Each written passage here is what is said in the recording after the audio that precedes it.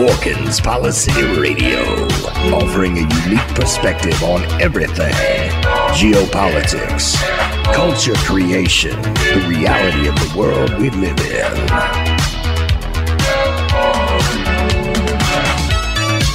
Coming to you live from New York City, your host, Pierce Redmond.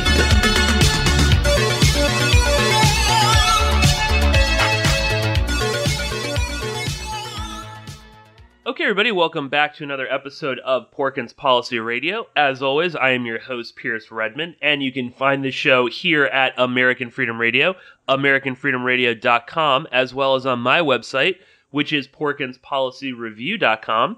If you are new to the show, there are lots of ways to listen. You can follow me here, of course, on AFR, also on my website through RSS feed. I'm on YouTube, TuneIn, iTunes, Stitcher, Google Play, Podbean. Lots of other podcatchers are out there. If you want to support my work, you can always go to patreon.com/Pierce Redmond, and you can become a subscriber for as little as $1 a month. And if you are on Patreon, you will probably have already heard the recent bonus podcast with one of my guests, John Duffy, who is joining me along with his partner in crime, Ray Nowosielski. They are, of course, authors and filmmakers. They are the filmmakers behind 9/11 Press for Truth, and also the phenomenal documentary Who is Rich Blee? And they are, of course, the authors of a brand new book, The Watchdogs Didn't Bark, The CIA, NSA, and the Crimes of the War on Terror. So, Ray and John, thank you so much for joining me on the show. Hey, Pierce. Thank you. Yeah, thanks for having us. Excellent. And I don't know if I got it totally right, Ray, but I was practicing pronouncing your name all day yesterday, so I hope I did it justice. No, Duffy and I, when you said the name right, we gave each other kind of a look like, hey, how about that? You know? Well, it's because John gave me the phonetic spelling the last time we talked, and I wrote it down on a Post-it note that's on my monitor right now. Perfect. Well, I guess I think the listeners are probably a little bit familiar with John because from our last episode. But Ray, why don't you introduce yourself a little bit to the audience? Who is Ray Nowosielski? Sure. Yeah, let's see here. Well, I don't know. I was a guy who wanted to be the next Alfred Hitchcock. Went off to film school in Chicago. Met Duffy. We became pals.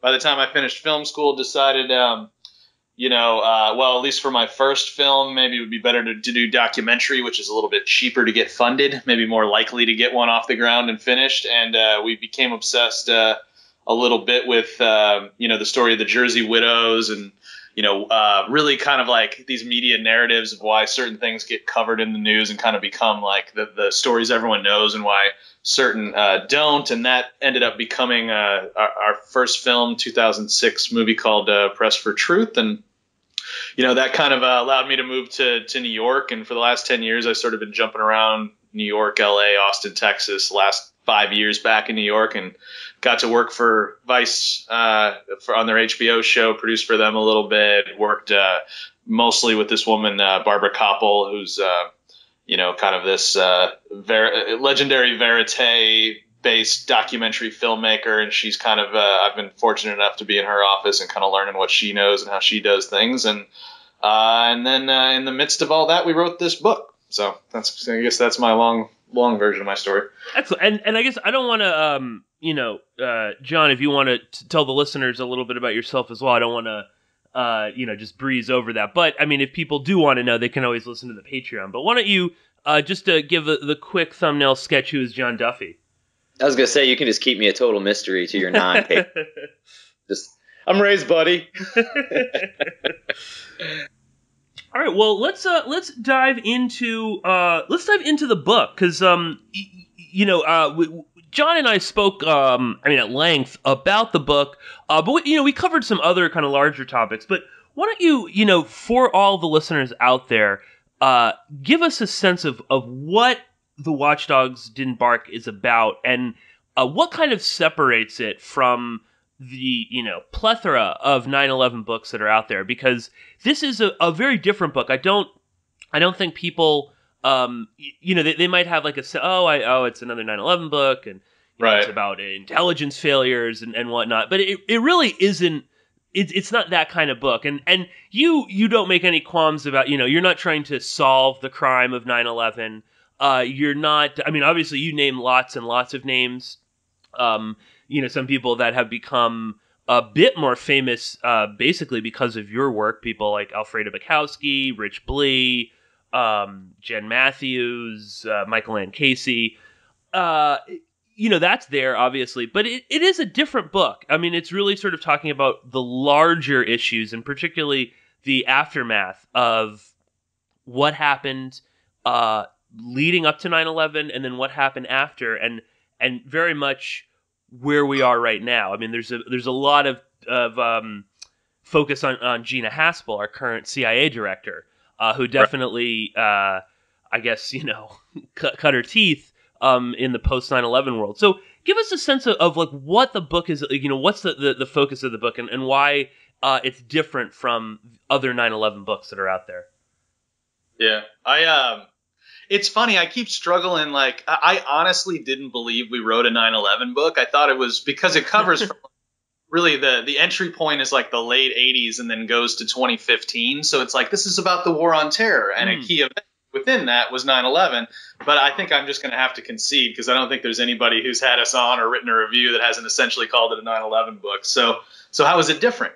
I think one thing is that the very first issue that we and a lot of people got very motivated around in the post 9/11 first couple of years was this idea. It was said like a mantra among certain people that no one was ever fired for 9/11. And that was just infuriating when you started looking at the massive numbers of quote unquote failures in all the government agencies. But like, as time has ticked on, some of the failures seem to be worse than others. And the one particular set of failures that happened at CIA, and as we discovered while we were writing this book, NSA, you can really pin. I mean, there may be a lot more involved, but you can really very directly pin them on, a handful or a couple handfuls of people who were sort of involved over and over again over a period of a year and a half. And so when you look at that mantra, why was no one fired for 9/11? We now, enough time had gone by that we could start to go, we could ask a second question, which was, what were the consequences of the fact that no one was fired for 9/11? Mm-hmm. And we could write a book about accountability. We could weave the backstory of this monumental failure beforehand, which, seemed to be kind of a purposeful failure, but it's complicated in terms of the motivation there. It may not be the worst suspicions that some people have about why that failure took place, but you could then weave that narrative in the years past, and you could kind of see what damage these same people did because they were left in their positions, and then what can we learn from that? And I think that's what, in my opinion, the book is about. Oh no, and I would agree, and I guess that it is more a book about the war on terror, with 9/11 being the sort of like, I don't know, main catalyzing event, I guess. Although, yeah, but I'm sure everyone that has you on is brand new book on 9/11. Well, it didn't help that it came out on 9/11. Yeah, right. Yeah, and and obviously it's prominently featured in the book. But again, there's a lot more in there. You definitely talk about other aspects of this, some of the attacks leading up to 9/11, and definitely the after. And we spoke about this before, John, but I had sort of forgotten that so many of the very prominent whistleblowers that we know of, we're not necessarily like blowing the whistle on like 9/11 specifically, but certainly aspects of it. And I think that kind of also gets like lost in the weeds. That some of the stuff that like Bill Binney was talking about is really referencing the fact that the program that he created very well could have discovered multiple hijackers, 9/11 hijackers that had gotten into the country. Even like the Kiriakou stuff. I mean, again, we all know, it was about torture in the CIA, but specifically, it was also about it was people that were supposedly connected to 9/11 that were being tortured. And that really does sort of like get lost. I don't think people fully like acknowledge that when they're talking about these whistleblowers.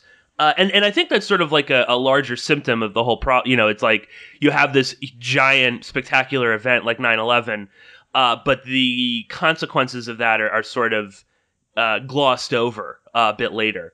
Like Tom Drake is probably the best example of that. Yeah.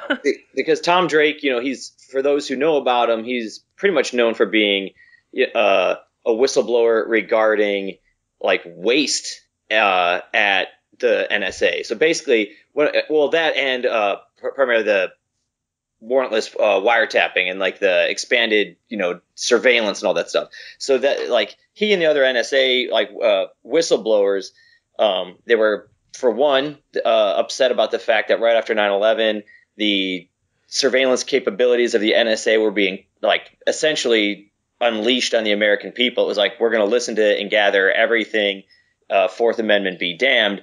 And several of them walked out on the job saying they wouldn't be part of it. But then also because they had developed in-house this software capability called ThinThread, which would allow them to connect information from all of their different sort of desks and departments that otherwise would have been stovepiped, as they called it, and that this should have tied together a lot of otherwise loose threads. But the head of the NSA, Michael Hayden, wanted a big budget project that was ultimately called Trailblazer, which was ultimately a failure.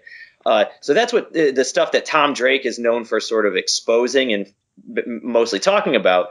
But he also happened to, have this other angle that we talk about in the book, where when he gets to, NSA, as I talked to you about before, he started work at the NSA right before 9/11, like seriously, like 2 days before 9/11 was his first day.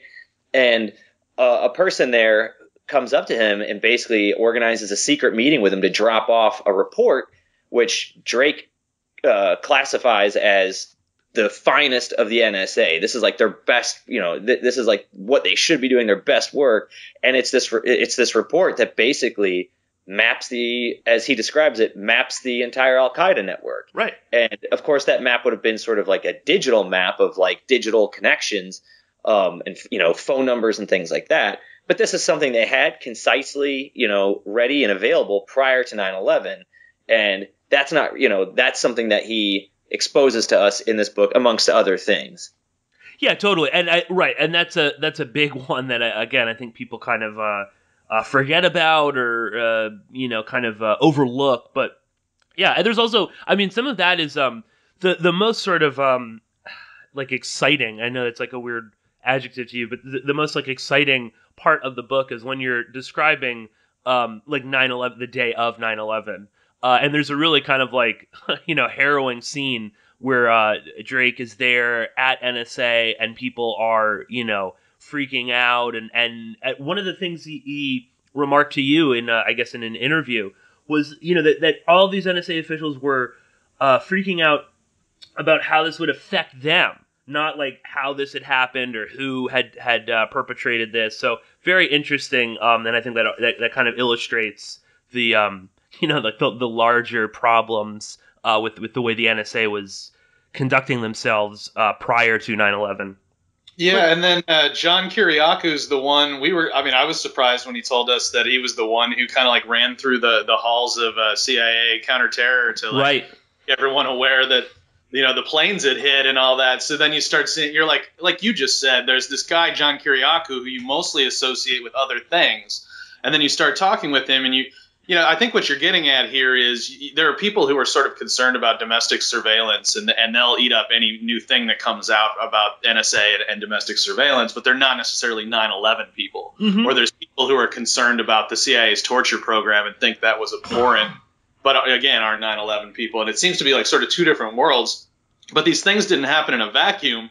And as we came to find out, and I think one of the things I'm proudest of about the book is that the same characters that you can point the finger at for the 9/11 failure, because they weren't removed, you start to see them being very involved in these other programs. And, I thought it was interesting. Kiriaku saw a direct connection where he felt, the guilt over over their failure to prevent 9/11, but also their knowledge that they were a little bit culpable made them really want to embrace torture as a thing, even when they knew it wasn't working, because they just wanted essentially to hurt these people, period, whether it worked or not. Yeah, and it's so excuse me. Yeah, everyone loves when you clear your throat on the radio. It's so insidious too that section where John Kiriakou is talking about this correlation or relationship between their failures and the use of torture, because it's like, I mean, now to some of them I would assume, it's like, all right, the gloves are off, it's time to just fucking go all rogue on these evil terrorists and we're going to torture. But for so many of them, I mean, and you lay it out in the book, I mean, these are almost like not intelligence failures. I mean, they are, but it's like so deliberate. And then to be like, well, we need to use torture to get information, where it's like, you had all this information, you just chose for a variety of reasons not to disseminate it and to not prevent a lot of these things from happening. So there's something, I don't know, there's something just super insidious about this like facade that they put up, that this was the guilt of I can't believe this happened. It's like, well, come on, I mean, really, what did you think was going to happen? With all these guys with visas. Even if you give them the benefit of the doubt, like once 3,000 people die, I mean, that's when any decent person goes, okay, well, then I gotta, you know what, I can't do this job anymore, and I gotta come clean. I gotta say what, right? And that's what we point out. Drake's talking about the two levels of NSA, and you got the folks who were like kind of the lower level, who were just the analysts listening to like the Al-Qaeda hub and getting their information blocked, and they were just 2 heart attacks and a nervous breakdown, right, in the weeks after 9/11. But then you got the top level guys, and as you say, they're sitting in the conference room going, they're using lines like 9/11 is a gift, we're going to get all the money we want, that kind of thing. Yeah, exactly. I know. It's just like, that's your first thought, after the 3,000 people are murdered. There's like another sequence in the book that you describe where I think it's Thomas Drake is, or it might have been Bill Binney. And one of them is saying, oh, but like, why use this program, blah blah blah, and we should, it's not going to work, and this, that, and the other thing. And the response from some NSA official is basically like, keep your mouth shut, okay? And we're going to get this other program, and we're all going to make a lot of money off of it. And like, that's it. It doesn't matter if it's wasteful or if it doesn't really do everything, in the most ethical way. It doesn't even matter, if using it is sort of going to help cover up the fact that 3,000 people were murdered, because we're all going to make a lot of money out of this. So, you can kind of get like a sense of like where these guys' priorities were.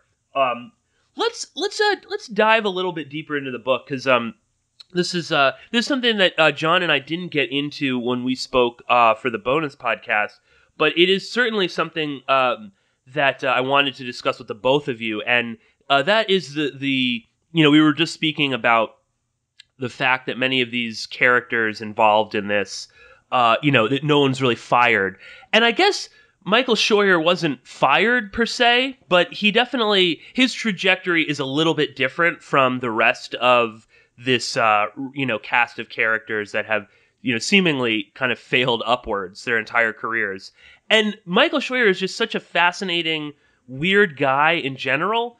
And he's someone that, like, in like my misspent youth, I used to be upset. I thought he was like amazing. I read, Imperial Hubris when I was in college. I read his Bin Laden book and just like ate it up. I used to be, a big fan of his, I can't remember the name of his blog, and his like writing. And then, I don't know, something happened and you start to really kind of like look deeper. And a lot of it was really, who was Rich Blee and your work connecting, Alfreda Bukowski to Michael Scheuer. This is his wife. And when you see that, Alfreda Bukowski knowingly was covering things up before 9/11 and after 9/11, it really kind of makes you wonder, like, well, who the fuck is Michael Scheuer?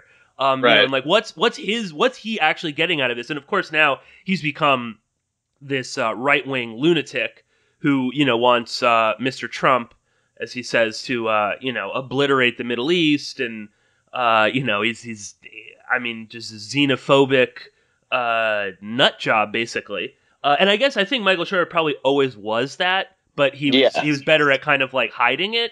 When he would go on podcasts and give interviews, and he does have that sort of like dorky professorial facade that I think is, it kind of like helps in all of that. Like he doesn't look like an evil. He doesn't look like I don't know, like a Jose Rodriguez, Yeah, Jose Rodriguez definitely looks like the Bizarro Magnum PI or something. You're someone that's like comfortable breaking someone's fingers or ripping off, toenails. like and things. like biting off their ear. Yeah.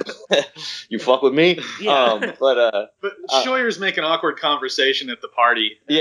Scheuer's in the corner, like drinking tea while everyone else has a beer. Right, and then, finally someone comes over and they're like, "Hey, Mike," and then he just goes off on a fucking rant. Like, and then they're like, "All right, see you later, Mike. Central Asia.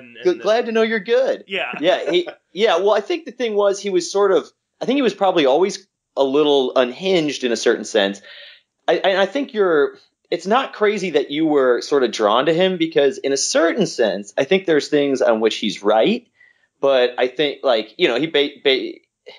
he had a very honest assessment of like, why do they hate us? He was like, he very, very clearly was like, well, the U.S. has this direct support for Israel. We fuck around in the Middle East. We've done this, and that pisses off Muslims, and certain Muslims are willing to fight back. He had a very like concise and pretty accurate, like he was willing to say that America's behavior is what sort of caused the anger caused the anger in sort of the Muslim world against America, which a lot of people, especially right after 9/11, were not willing to say. There was like right after 9/11, there was, if you even hinted that this was blowback, people were like, "How dare you suggest we deserve this?" Right. And it's like, well, that's not exactly what I'm saying. I'm just saying that actions have consequences. But anyway, he was willing to say that pretty early on. However, he wasn't really saying it like, oh, maybe we should be more careful how we tread in the world. Maybe we should be, he was saying, oh, America's actions are right. Of course, it's going to have this consequence. Therefore, we should just start blowing them all up. Yeah, his response is like, we just need to kill more of them. Yeah, it's like, this is a war we just need to go win now. Like the things we've been doing weren't bad, or he has now come out as full Trumper. He's basically said like Americans need to, good patriots need to get their guns and get ready. I think part of that is just the current political climate too, which it's like it's basically opened the door for that kind of rhetoric. Whereas more directly after 9/11, there was more of like we got to pull together, we're all on the same team sort of vibe that was getting pushed out. And now that it's basically everything's been wedged into like, you're either blue or you're red, and fuck you. And so he's basically like, his team is like the Trump team, like the anti-deep state team, that I'm going to get my gun and go to the Village Green as soon as we blow the whistle sort of thing. That's the thing, though, that I find so ridiculous about Scheuer and, the people that I guess still support. I mean, I don't know anybody that still reads his. I don't even know if his blog still. I think it's called like non-intervention. Right. .org or some dumbass name like that, which is such a joke because he's such an interventionist. And that's what I was sort of alluding to, is like he's so phony. He's like the patriots need to help Trump from the deep state. I mean, Michael Scheuer is a card-carrying member of the deep state. However you really want to categorize that, but this is a guy who, his wife was helping to allow some of the, two of the prominent 9/11 hijackers to get into the United States. And also Scheuer, and then was the #1 cheerleader, quote unquote, for they had to redact her name 36 times in the Senate torture report because she was so involved in selling the misleading information that it supposedly worked to Congress. So like if there's a deep state, she's one of the deep state. He's married to it. Yeah. Or I think it probably exposes too that, like, just like anything, the so-called deep state is not just like one faction of people pushing things in one direction. I mean, what it essentially refers to are like unelected people who exist no matter, as the faces of government change with elections, there are people who stay in their positions of power behind the scenes. And, and she is one of those people, and she's married to Mike Scheuer. He goes home, they chat around the dinner table, I imagine, every night. So, I mean, who knows what level of influence he still has by just, talking to her, and then her going to work and being able to affect, policy. And I wish we'd gotten more into this in the book, because I find her something really interesting in her first husband at the time that like Scheuer was like her mentor, and they were kind of coming up at the CIA pre 9/11. And then she's married to this guy, David Silverstein, who ends up being closely associated with the neocons and Bush and the push for war in Iraq. And he's a very kind of pro-Israel guy. And then you got Scheuer, who's sort of associated with being kind of anti-Israel to the point where, like, people like that, he gets accused of being an anti-Semite. And there has always been the inference that there might have been more going on there than just a mentor-mentoree thing at the CIA. And that was apparently borne out by the fact that they later, got married here in recent years. So anyway, I mean, it's very representative of this, the divisions within. I mean, if there is a deep state, as Duffy just said, it's like, it's not like one deep state. It's like a lot of, it's essentially, I think, honestly, a fair way to look at it is it's almost kind of like how democracy works, in that you got people who feel very strongly that certain things should happen in a certain way. They tend to start like aligning with each other to try to make sure it goes that way. But then you've got other parties who are fighting that. And then you got some third parties in there, and that, it's all a bit messier than I think like the classic conspiracy theorists would tend to think it works. Well, there's also, there's no way you could get so many disparate groups all, like in one room, all agreeing on one particular thing. I mean, to a degree, I think like with 9/11, a lot of people's interests lined up, but, they were all different interests, essentially. It was just like, well, we could, we all kind of put our eggs in one basket, we can achieve multiple goals, but those goals don't necessarily have to be, they don't have to be shared by everybody. But yeah, and Scheuer is, again, like, if there is a deep state, he's a perfect example of, the sort of like revolving door of that, where he's in the CIA. He founds Alec Station, names it after his son, does all this work, leaves, sort of enters into the like alt media and like Fox News sphere, influences lots of people there. All the support for Ron Paul and the Libertarians. Then he's back at the CIA just after 9/11. He's married to Bukowski. So yeah, it's so odd. I wish too that you had gotten more into the I don't know, maybe like salacious details. Mm-hmm. Although there, in the first quarter of the book, I mean, there are some interesting things that I had no idea, like the Kiriakou saying that they encouraged people at CIA to sleep with one another, and that there was like a conference room where like everyone would go, like, I guess at the end of the night to have sex. Well, I don't think it quite worked like that. It was more like they encouraged relationships among staff. Because if you're sharing the same security clearance as the person you're with, they're not worried about you spilling secrets. But then also, I think it was more of a joke. Like, if you go into a conference room, like, don't set your sandwich on the table because you don't know who was fucking in there last night. Like, it wasn't so much like, hey, go down to conference room B. That's the orgy conference room.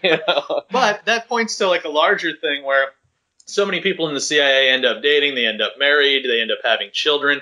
Then there becomes this family affair over multiple generations. And as you well know, and we sort of put into the Blee podcast back in the day, it's like, that was called Who is Rich Blee? Well, Rich Blee was, the son of David Blee, who was like a big timer during the Cold War. And then it turned out that another of the people involved with the 9/11 failure was a quote unquote agency brat named Michael Ann Casey. Yeah.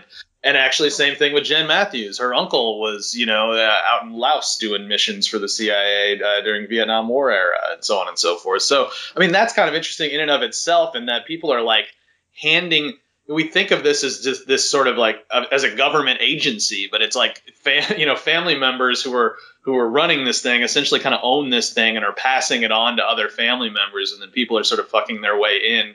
Into the inner circles. Well, and it selects typically from a handful. I mean, they tap people from select colleges on the East Coast, and it seems like its own weird little like oligarchy in this strange way. They're not finding like an even balance of intelligent people from across the United States. They're not going to like the University of Arizona and finding right. some techie and it's going, hey, you know what? I think you'd be good for this. And I think a lot of the you find a lot of I don't want to say like apocalyptic Christians, but I think there is also a selection of almost apocalyptic Christians in there too, so like, which is weird because it's sort of like that.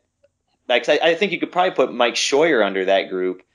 These people who are like, like their family was this, there was this religion, they were this, and they have a deep set faith that, the world's going to work a certain way. And that, just like the people in the Mossad think they're the Jews that were chosen by God, and the people in Al-Qaeda think that they're the chosen of Allah, and and they're all trying to make the world right in this weird way, which is like in a supposedly democratic country, you're not supposed to have like this weird theological background to this, but that does exist with some of them.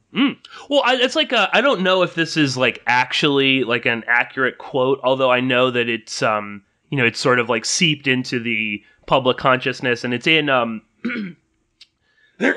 man, wow, it's in the film The Good Shepherd, which is all about the sort of history of the CIA, where there's like a line where someone, I think, asked the Matt Damon character, why do you guys call it CIA, not the CIA? And he's like, do you put the in front of God? So there is this like weird sort of pseudo-religious aspect to all of it. And I was just going to say too, it's interesting that like in movies and like pop culture, you get this sense that like, oh, the CIA recruits from, all over the world and diverse backgrounds. And I think to an extent that's sort of true, like with certain, people that get recruited. Like I think more the like real that's kind of like more assets than officers. Yeah, that's what I was going to say. I was going to say like I think like the, the people that are really doing like clandestine work probably are, from also, they are looking for, like as John Kiriakou says, I mean, they're looking for sociopaths and sometimes psychopaths to carry out that stuff. But yeah, like the upper management, it's such an insular world of mostly rich, kids whose parents worked in intelligence that grew up on the East Coast.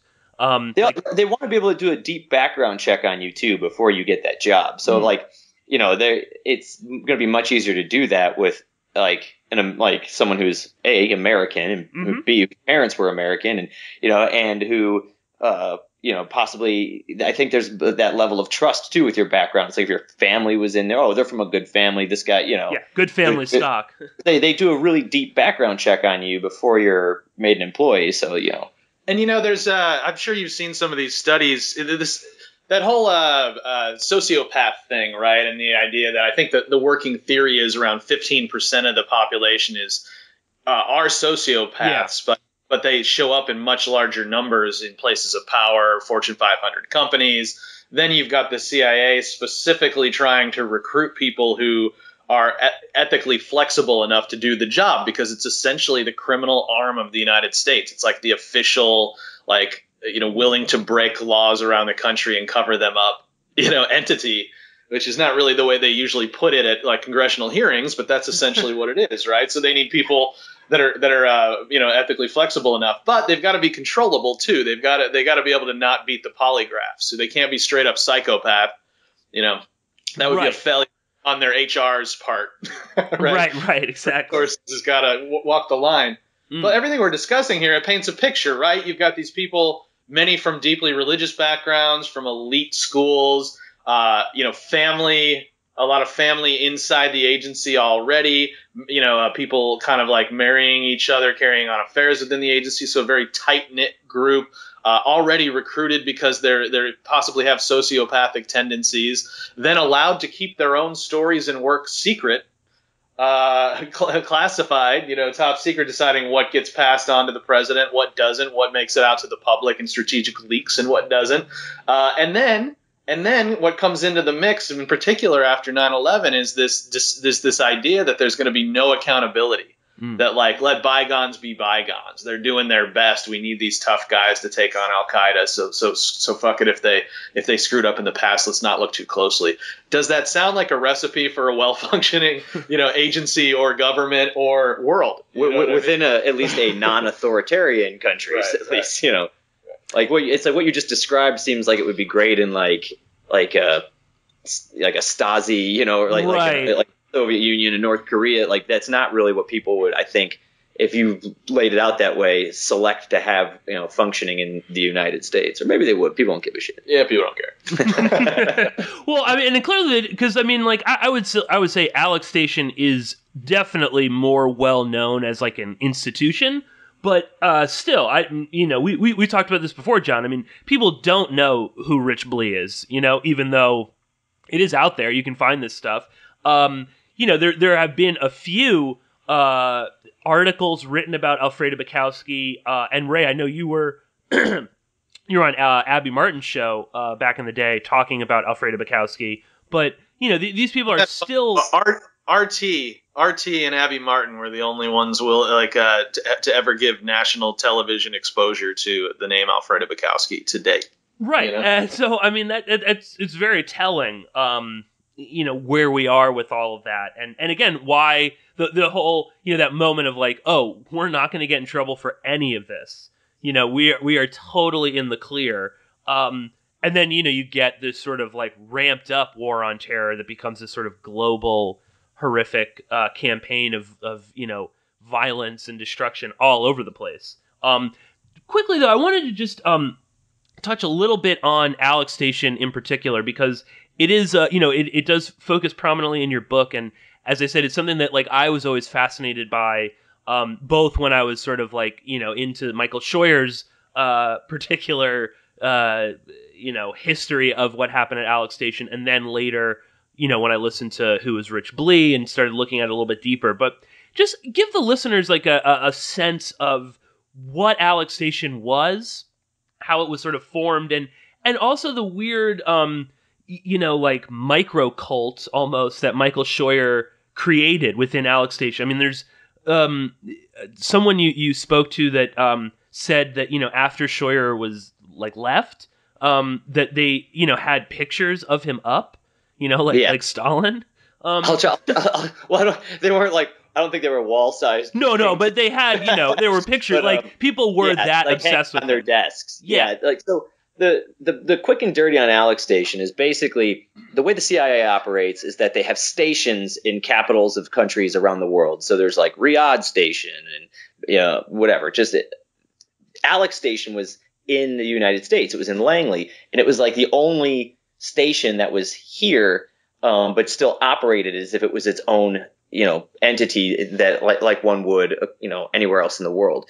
And it was created to be a unit that focused entirely on Osama bin Laden. It was created in the 90s by Mike Scheuer. Mike Scheuer got that after he helped establish the Extraordinary Renditions Program. And that meant that the U.S. was kidnapping, suspected terrorists or whatever around the world, and instead of bringing them back to face a trial in the United States as they would with a regular rendition, they were just basically dropped off in Egypt to be tortured. So since he helped set up that deal with Egypt, he was given the honor of starting Alec Station, and then he was able to staff it up. He staffed it up with mostly young women, pretty much all analysts, no operations people, no one who had, experience overseas in a clandestine role like recruiting assets or anything. Brings in mostly these young women, and because they were young and inexperienced, he was sort of bringing them up. This was like the first sort of big appointment for them. They became very devoted to him. People around the agency referred to it as the Manson family or the Scheuer family because of the fact that he basically had this flock of young ladies following him around. I think was Tom Wilshire was the only man brought in there at the time. And Alec Station becomes very relevant to the story because it is where, they're the Bin Laden unit. They're focused on the al-Qaeda network. Scheuer is able to start listening to this house that's in Yemen that is used as a telephones, like a communication hub. Like a call will come in, they'll take the note, they'll make another call out. So al-Qaeda can, facilitate global communications. Alec Station's listening to the phone calls in this house. The NSA is listening to them. Alec Station's only able to get sort of part of the calls, but the NSA gets all the calls. And then ultimately, by listening to this number for many years, they're listening to this before the embassy bombings in Africa, before the Cole attack. But they find out about this meeting, and that's happening in Malaysia, where all these al-Qaeda terrorists are going to come together to make plans for future attacks. And that's where the story really gets going for Alec Station, because cable traffic starts going back and forth between the people running the operation to spy on this meeting in Malaysia. And the cable traffic starts coming back in. Hey, one of these guys, this Khalid al-Mihdhar guy who's well connected to the al-Qaeda network, has a U.S. visa. And this is where we start seeing the quote-unquote intelligence failure, where they get this information that very much should be passed to at least the FBI, if not probably also counterterror at the White House. But this information is kept in-house, and they start creating a digital paper trail, making it seem as if they had pass this information. And there's also a handful of other things that happen to make it seem as if they've shared the information, but they did not. That's sort of Alec in a blink of an eye there. Yeah. Ray, do you want to add anything to that?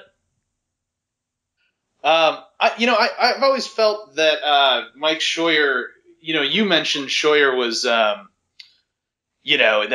he was like, it was the revolving door, and he left. And, I think actually in some ways we let him off the hook when we called our podcast in 2011, who was Rich Blee, because our idea was, well, if you're going to focus on accountability, and why don't we make like one person the face of accountability? So who would that be? And at the time we thought, well, the guy who ran Alec Station for most of that, year and a half prior when the withholding was taking place. But I think the thing with the, we found out and put it in our book that all of the place was staffed by Alfreda Bukowski, that when Scheuer formed the place, he allowed her to take that lead. And that he really only hired two people, like his deputy Tom Wilshire and then Alfreda, and then she kind of brought in the rest. And so they were all very loyal to Alfreda, who was very loyal to Scheuer. And then when Scheuer gets fired, it's kind of interesting, right? Like the initial stories that were coming out were this John O'Neill versus Mike Scheuer thing. Yeah. Right, when they were looking to explain the 9/11 failure, it was a lot of, well, Scheuer really, hated O'Neill, and O'Neill didn't really trust Scheuer either, so that was a reason for the possible withholding.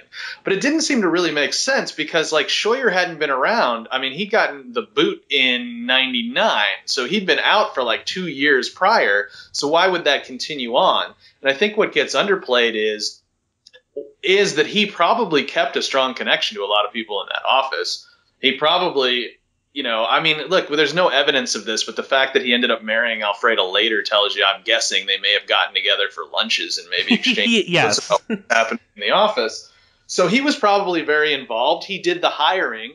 And if there was withholding, it seems likely to me he might have known about it or known what the reasons, what was happening with that, or at the very least is culpable for having staffed the people who ended up doing that. And then he gets brought back in. I mean, that's one of the things that's so annoying about all this is, like, it wasn't just that no one was fired. That was, like I said, the original mantra. But then it sort of became like they actually got empowered because of their failures. it's like not only was there not accountability, it was like reverse accountability. And that's kind of what we try to document in the film in the book, is that it's not that wasn't like a one-time thing with 9/11. That became the recurring pattern. So then 9/11 happens. They're caught red-handed having done it, and whether it was, and like assuming best intentions, but just an honest failure, multiple failures that took place over a year and a half, then okay, normally you still would have fired them, but regardless, you don't this time, but you actually promote them once. So then, the torture program comes along, and you find out they tortured somebody that they shouldn't have, or they misled about, the good information out of torture. Well, now you've caught them a second time red-handed. We're going to get them this time. Nope, they're going to be promoted again. And there seems to be, under the surface here, there's kind of this quid pro quo.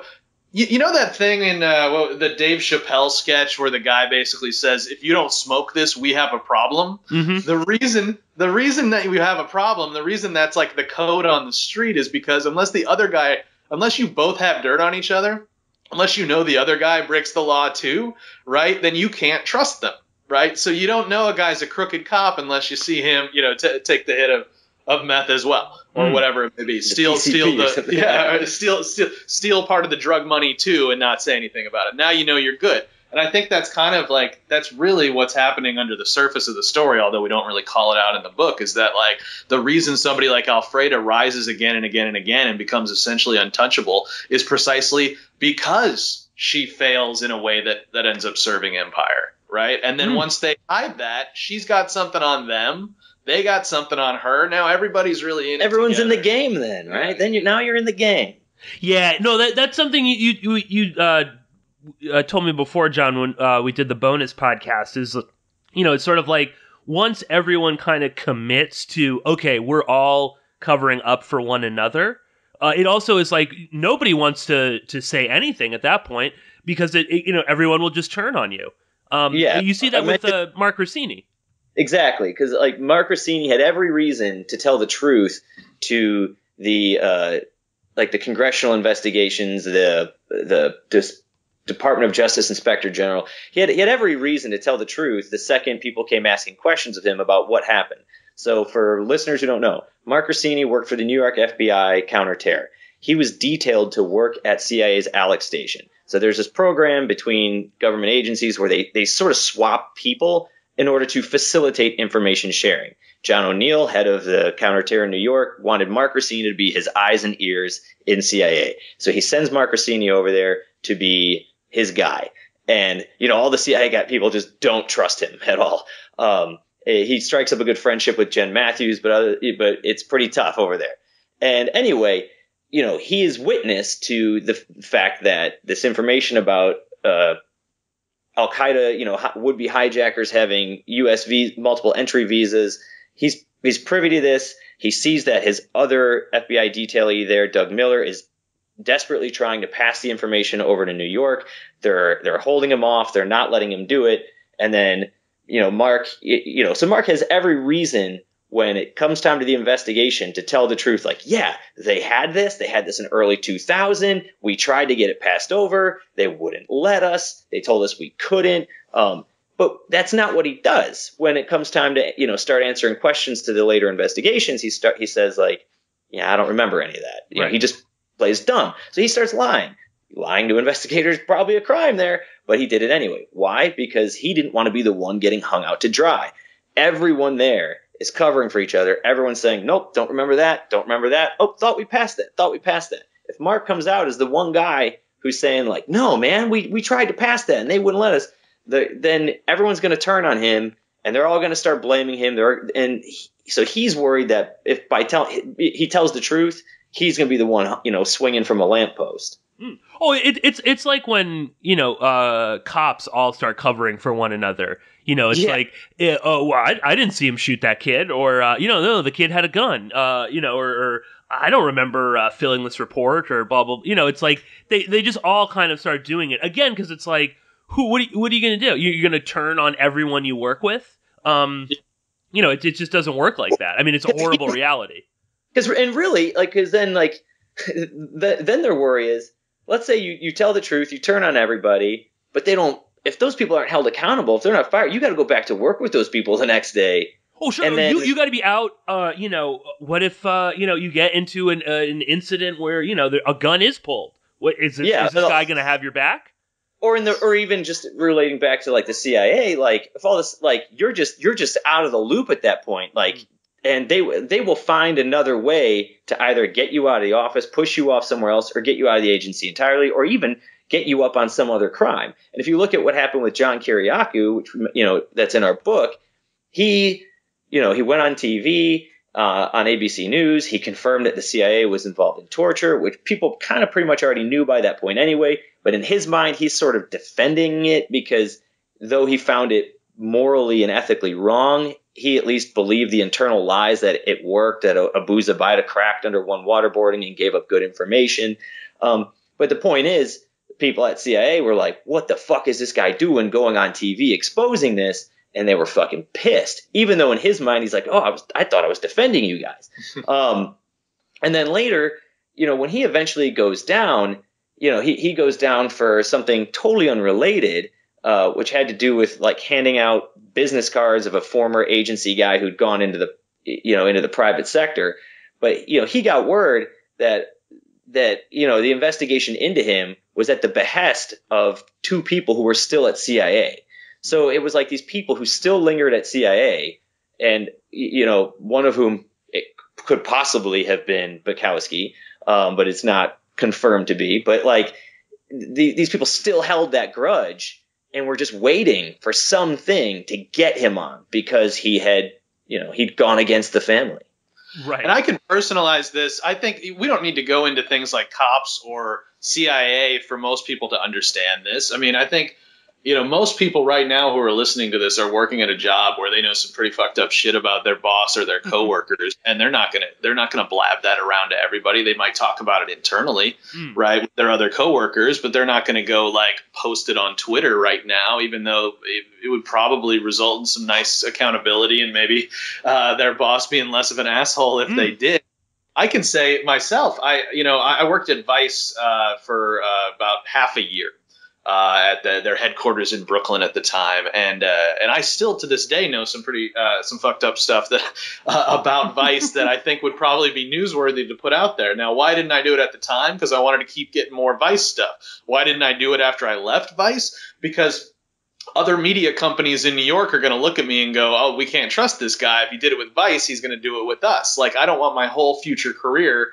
To basically to never be hired again because I, decided to expose the fact that they did X, Y, Z, at Vice, or that they were journalistic in this way, or that they weren't waterboarding people. They weren't waterboarding, and they weren't the cause of 9/11. So yeah, that's okay. So I don't want that to seem like I'm making I'm making an excuse, because there definitely is a line at which I would have. Like if I'd have witnessed a rape, for instance, I absolutely would have come forward, right? So there's an ethical line, and I think people's lines, when they work in these agencies, I think those lines really get blurred and pushed because they see so much unethical stuff every single day. Yeah. That the one doesn't really stand out at the time. It really takes a journalist coming back and going, "Didn't you think that was wrong?" You see it process, and they're kind of like, "Well, now that we're talking about it, that was pretty messed up." And then you're also talking, when you're specifically talking about the CIA, you got to go back to the fact that A, they search out sociopaths, right, and B, they're like Mark Rossini says, there is no concept of the law at the CIA. They are there to break laws. No, they're there to break other countries' laws. Technically, they're not supposed to be breaking the United States laws because they're not even supposed to operate in the United States. But so you have this whole group of people who have been hired because they seem ethically flexible, Right. So they're day in, day out involved in things that are, probably violating what other people would consider ethical behavior. So when it comes down to it, and then, people aren't rational, they're rationalizers. Everyone can rationalize. You know what, John? We're at the break right now, so let's we'll pick this up on the other side of the commercial break. So please stay tuned. I'm speaking with John Duffy and Ray Nowosielski, the authors of the Watchdogs Didn't Bark.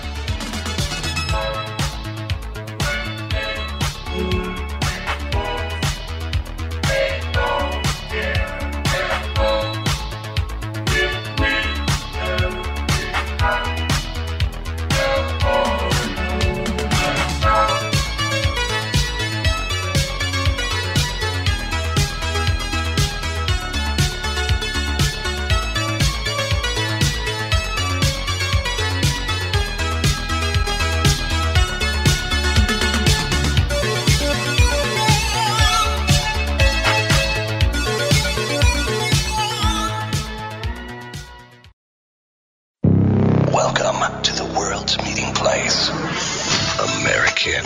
It's practically narcotic. Freedom. Oh, yes, I like very much. Radio. You're an American institution. American Freedom Radio.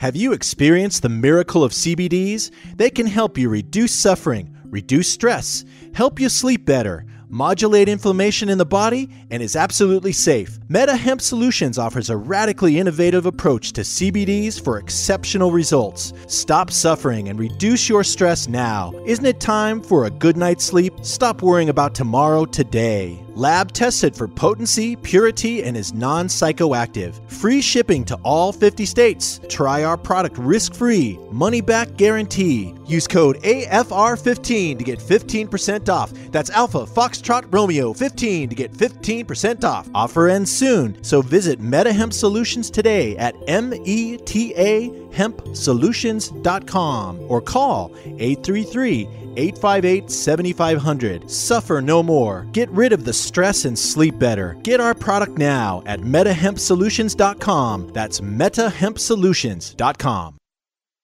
Are the trials of modern-day living getting to you? Feeling tired all the time with no energy? Is proper nutrition a challenge? Having trouble sleeping? All of these evils, sleeplessness, tiredness, poor nutrition, and stress, wreak havoc on our bodies and minds. Enerfood, our incredible organic superfood, has been here to save your life day by day for over 14 years. With the densest nutrition on the planet, Enerfood is filled with 20 superfoods and super herbs designed to cure the evils of modern life. Enerfood will turn you into a superhero, and your family and friends will notice. Don't you want that get up and go feeling you need to seize the day? Why wait? Try it today and start feeling great again. Order now at www.enerfood.com and use the code TR15 for 15% off, or call 866-762-9238 to place your order by phone. Use code TR15 for 15% off Enerfood at www.enerfood.com. When the weapons of mass destruction turned out not to be true, I expected the American people to rise up. They didn't. Then, when the Abu Ghraib torture thing surfaced and it was revealed that our government participated in rendition, a practice where we kidnap people and turn them over to regimes who specialize in torture, I was sure then the American people would be heard from. We stood mute. Then came the news that we jailed thousands of so-called terrorist suspects, locked them up without the right to a trial or even the right to confront their accusers. Certainly, we would never stand for that. We did. And now it's been discovered the executive branch has been conducting massive illegal domestic surveillance on its own citizen, you and me. And I at least consoled myself that finally, the American people will have had enough. Evidently, we haven't. In fact, if the people of this country have spoken the messages, we're okay with it all. You're listening to AmericanFreedomRadio.com, the network who perseveres in delivering intelligent debate, constructive dialogue with true independence. The freedom to broadcast the truth is not free at all. So what is American Freedom Radio worth to you? The empowering information with fun, honest and pure integrity behind it provides an example to follow. Friendships to flourish with the moral altruism that pulls no punches. The hosts sacrifice and show remarkable discipline in their duty to deliver quality radio in service to the community with strength, wisdom and loyalty.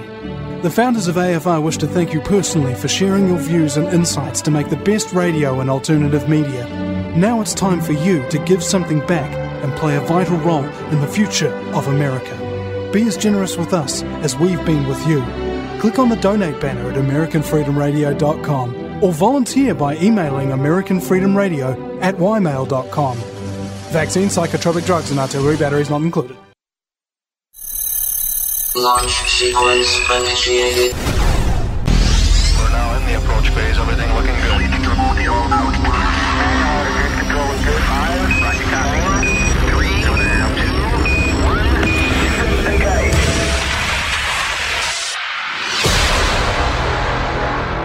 Prepare your mind to experience American Freedom Radio.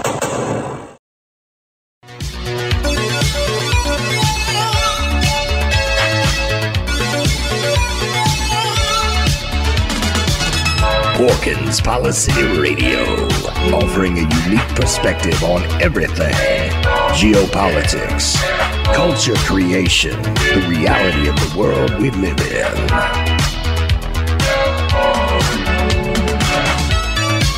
Coming to you live from New York City, your host, Pierce Redmond.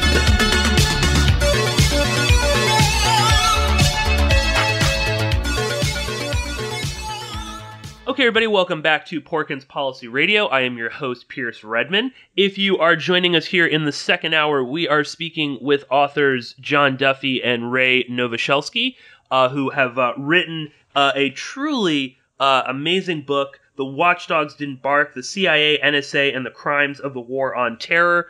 We've been discussing all sorts of aspects about that, 9/11, Alec Station, torture, accountability, all those good things associated with the war on terror. There were a few little things I wanted to get into with you guys, and these are more of like, I know when you were talking with Robbie, of course Robbie wanted to kind of get into the weeds on some of these issues, and this is sort of like that, but there were just a few things that I think sort of relate to what we were talking about towards the end of the first hour there, particularly with like the kind of like torture and accountability. And this is like the capture of Abu Zubaydah. And I think this is also kind of relevant too. I mean, I'm pretty sure you guys have been following the Jamal Khashoggi saga, scandal. I'm not really sure what to make of it. The journalist who may or may not have been hacked to death in the Saudi embassy in Turkey. And I don't know if you guys knew this, but Khashoggi worked for years and years for Prince al-Turki, who's head of Saudi intelligence, the GID, who famously resigned like a week before 9/11, and then would later become the ambassador, I think, to the U.S. Mm-hmm. Well, Khashoggi was like his go-to guy, his like right-hand man. He was his communications director for a while. So it's the Abu Zubaydah aspect of this is so it's like a wonderful kind of like picture of like why you don't need torture, and it's interesting the way that he's captured.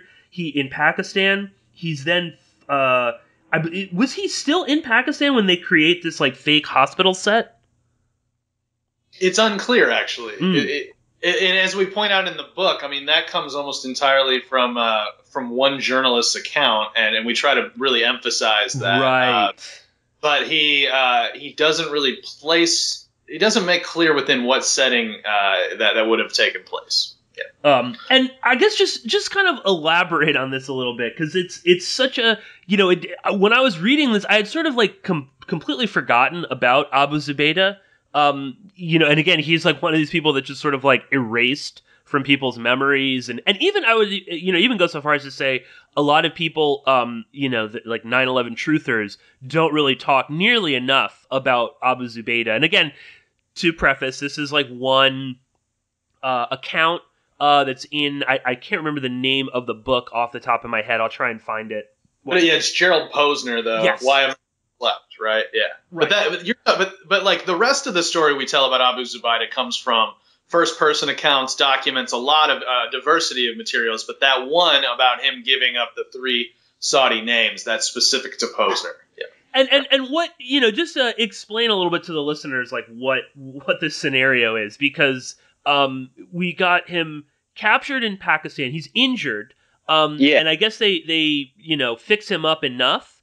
Then so basically, yeah, he's in Pakistan. There's they organized several raids. There's potential safe houses where he's at. They organized several like simultaneous raids. John Kiriakou is actually involved in this, and they're after these raids on these homes, there's firefights. People get shot up, and then he's basically very very wounded, and he's heaped in the back of a truck, and then someone recognizes him, and they drag him out to. They're like, oh, he's an important one. Bring him out. And according to Posner's story, and where in the timeline exactly this fits, in so like being after that that raid where he's captured, is not entirely clear. But essentially, he asserts that there was a fake sort of set built to convince Zubaydah, sort of like that when he like kind of comes to, that he's in Saudi Arabia, and the idea is to make him fear that he's going to get tortured, because at least at the time the idea would be like, well, if I'm captured by the Americans, they're not gonna like, you know, pull my fingernails out, pluck my fingers off, you know, to get me to talk. So the idea is like if he thinks he's in Saudi Arabia and that he's in some trouble, that like, oh shit, I better start talking because these people will cut me to pieces, as apparently they may do. But instead of being like fearful, he wakes up and he's sort of relieved. He's like, oh, phew, I can just pass on the name. I'll just mention a couple of names. Everyone will know I'm well connected up through the royal family, and that, you know, not to harm me. And he drops a handful of names of some Saudi princes, and that it ends up being sort of curious to the people who thought like, oh fuck, we thought he was going to start giving up good information. Instead, he's like, hey guys, don't worry, I'm on the team. and those the three names that he divulges end up being these sort of like lower level princes or whatever, but these three people end up sort of disappeared after the fact. Like one of them dies in a car accident. One of them dies while camping in the desert, like of thirst. Dies of thirst. And then out to Kiriakou. And then one of them heart failure, I think. Yeah, and then it's heart failure for the third one. So the names he dropped are people who all end up getting offed later. So that's sort of curious. Zubaydah is a really interesting character, and not to plug another book, but Kiriakou himself wrote a book called The Convenient Terrorist, and it's pretty much all about Zubaydah, and it's really interesting, so people should look at that. Apparently there were even like two Zubaydahs. Abu Zubaydah is not the man's real name. I can't remember his full real name. It's pretty long. But Abu Zubaydah is sort of like a nickname. I think it means like son of Palestine. He's a Palestinian man. So a lot like when you're running in like these circles, it'd be like you joining the army but you're stationed in like Germany in World War II, and people just call you Brooklyn. You know, they'd be like, hey, what's up, Brooklyn? Yeah. Even though your name is like Greg Schwartz. Like Abu Zubaydah meant just sort of like guy from Palestine, a Palestinian. So anyway, his book, it goes into a lot of detail on the guy. He's still sitting at Guantanamo Bay to this day. And insofar as this Khashoggi thing, we were talking about this beforehand, because it's really, we're really trying to piece together what the hell it all means, because it's really strange. We don't really know, like, who is this guy that all of a sudden people give a shit about Saudi Arabia? Yeah. Cruel as fuck. Because Saudi Arabia has been doing horrible, messed up things for a really long time, including, you know, their established connections to financing 9/11 hijackers. It's like that was buried. You know, we had the 28, technically 29 pages that were hidden by the Bush administration, these classified documents from the congressional inquiry into 9/11 that were kept from the American public for the longest time. And like, you know, it comes out that, and even that, those pages show that there's connection between Zubaydah and Bandar, who was. Yeah, we kind of go into this in the book, but it's like, well, I mean, because what was it? Well, Kiriakou, in fact, was the one who had the when they did the raid and first grabbed Zubaydah. Zubaydah ends up getting sent off to, I think it was a hospital, and then eventually he gets renditioned to what's always been reported to be Thailand, to the first black site, and Gina Haspel, at least from headquarters, is someone involved in helping set that up, and Jed Matthews comes in, and Bukowski's back at HQ. So there's that. But when he's first captured, left behind to do the search of his belongings is John Kiriakou and others, and they find his like address book, and in there they find a couple names. One is, I believe it's a bodyguard that works at the Saudi consulate, right?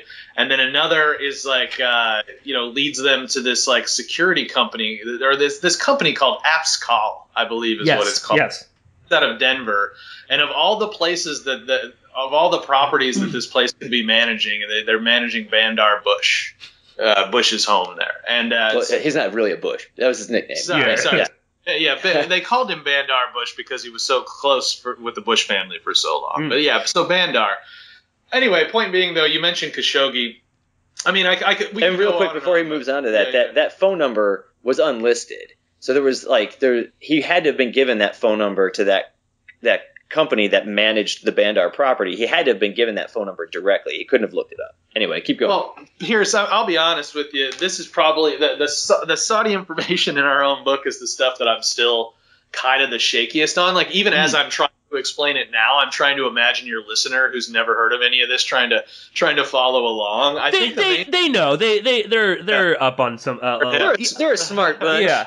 Well, all right. So what we were able to kind of do was piece together the order that this was uncovered, and to me that was the more interesting stuff, because your hip listeners have been hearing reports about this probably since before the 28 pages came out. Like, this has been, some of these facts have been floating around in the ether for some time. The 28 pages came out a few years ago, kind of confirmed a lot of this stuff. But what we were able to kind of do was piece together the chronology of the FBI investigation into the crime of 9/11.